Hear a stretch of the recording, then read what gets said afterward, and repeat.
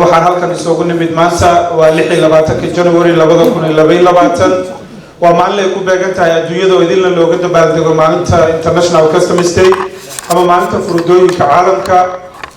mana ahan sanadkii koowaad aan ka soo dhigayna ama aan ka soo qayb galayno sanadkii kan ka horeeyayna waxaan rajaynaynaa sanado badan oo soo socdana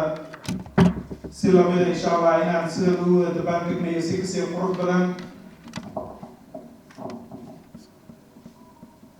barnaamijkan ujeedadiisu waxa ay tahay weynaynta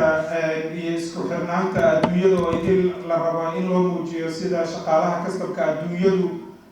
isugu xiran yahay marka ujeedada laga leeyahayna waxa ay tahay caalamka oo idin ayaa maanta looga dabaaldegaya International Customs Day waxa ku bihoobay dalal gaaraya ilaa 182 wadan Soomaaliyana ay ka mid tahay caalamkaas ku dabaaldegaya maanta sanadkan theme-kiisu yahay history iyo significance ay leedahay ama muhiimadda ay leedahay haddaba waxaan rajaynaynaa insha Allah inaan si qurux badan barnaamijka ugu dabaaldegno dabcan caqabado badan oo caalamka haysta shaqaalaha kastabka in iyaguna lagu bogaadiyo shaqada ay hayaan si lamidana isku xirnaanta adduunyada loo muujiyo kastabka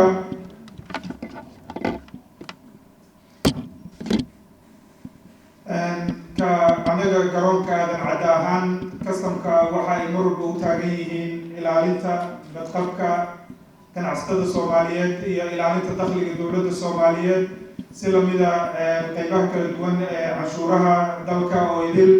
marka waxaan rajaynaynaa maanta maadaama ay tahay maalinta kastamka insha Allah inaan waqti qurux badan wada qaadano dhammaanteena waxaan filaynaa inaan si qurux badan noola dabaaldegtaan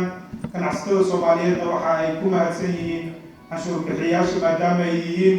dadka dowladda dakhligeeda ku tiirsan yahay iyaga yihiin anaga kastama ahaan insha Allah waxaan rajaynaynaa sida ugu quruxda badan ee loo idinku adeegi karana ugu adeegno xafladdu waa noo furan tahay soo dhawaada aad iyo aad ayaa u mahadsantihiin